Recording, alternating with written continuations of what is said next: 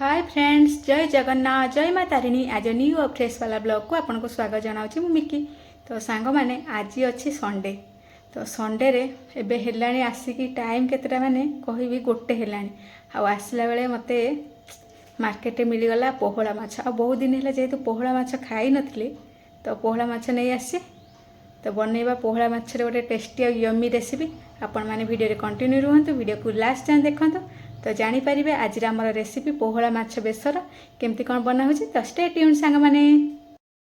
माछ को एबे मु धोईकी सफा कर रखी देछि। एबे एथिरे आमे तेल हळदी टिके गोलेकी रखी दबा।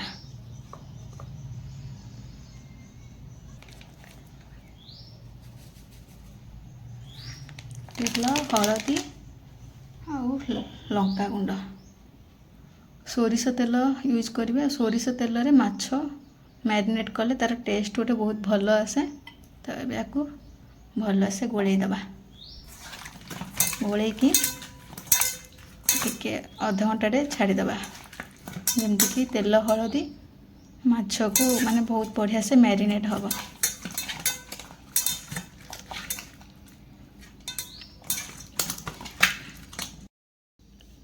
माछ मैरिनेट होगा भितर आम ए रेडी करदबा मसला।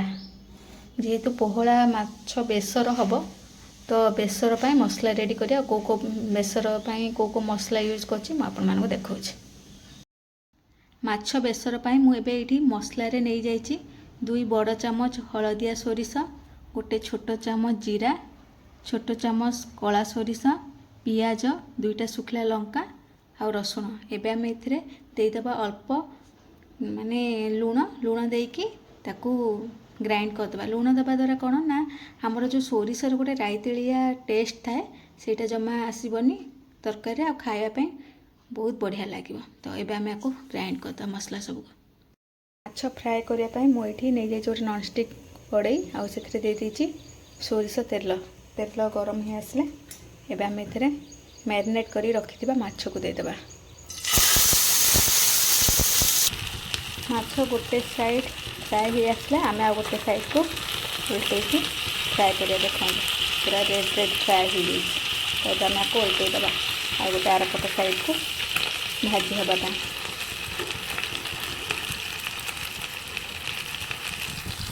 एबे माछ फ्राए हो जाए आम आपको बाहर करके ग्रेवी बनैबा जोटा कि आम बेसर रेडी करवा।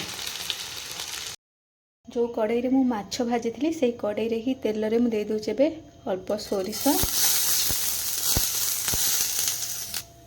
अल्प हळदी गुंड, अल्प लंका गुंड।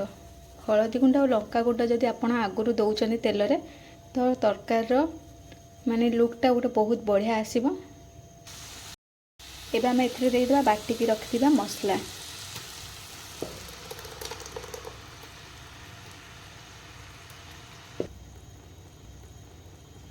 मसला आउ टिके माने कसी हवा पाई छाड़ी दबा।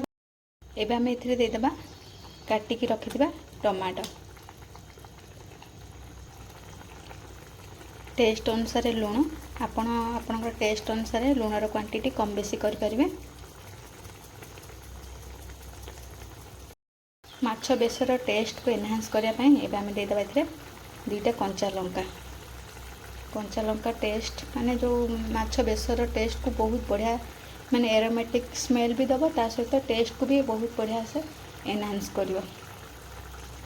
एबे हमर मसला रेडी होबा पई हम लीड को क्लोज करके 5 ରୁ 10 मिनिट छाड़ी दबा आ गैस रो फ्लेम को मीडियम रे रखिबा।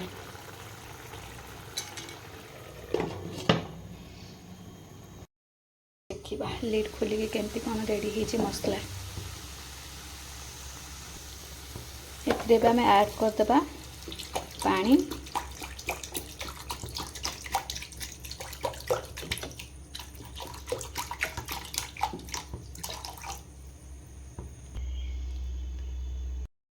माछ बेसर को टिके खटालिया टेस्ट दबा पई एबे हम एथिरे ऐड कर दबा गोटे आंबुल। एबे पुनी पानी को जो माने हमर मसला पानी को छाड़ी दबा फुटिया पई 5 ରୁ 10 मिनिट मीडियम फ्लेम रे। ता द्वारा हमर मसलाटा बहुत बढ़िया से माने बहुत बढ़िया से रेडी हो जिवो बेसर पई।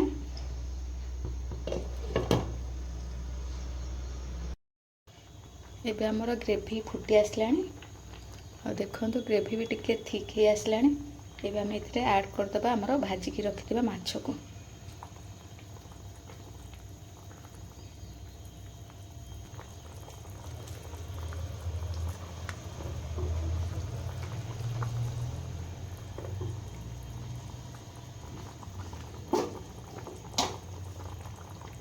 माछ दे सारिके एबे आमे लिड को पुणी क्लोज करिके 5 मिनिट खंडे छाड़ दबा। ता भीतर हमर माछ बेसर पूरा रेडी हो जिवो।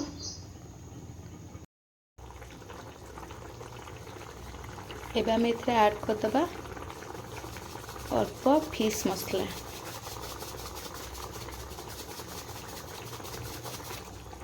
मसला दे सारिके एबे लिड को क्लोज करिके 5 रु 7 मिनिट माछ रेडी होबा पई आमे छाड़ी दबा।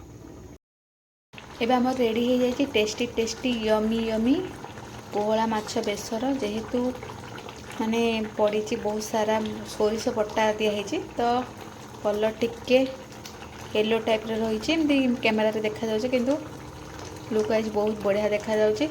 एबे आमे खाई के टेस्ट करिबा। आपण माने भी घरे बनै की खाओ एमिति टेस्टी टेस्टी यमी यमी पोहला माछर बेसर। आज रेसिपीटी आपण मानको केमती कोन लागिछि लाइक शेयर एंड कमेंट करिवे। जो माने मो चैनल को नुआ के विजिट करछन्ती सब्सक्राइब करिया को जमा भूलिबेनी। आ सब्सक्राइब कला परे पाखर थिबा बेल बटन को प्रेस करिवे। ताहाले जाय कि मो चैनल आस्तवा नुआ नुआ वीडियो रो नोटिफिकेशन पाई परिबे। रहूची नमस्कार पुणी देखाइबा को नुआ ब्लॉग रे। से पर्यंत विदाय दियंतु। जय हिंद।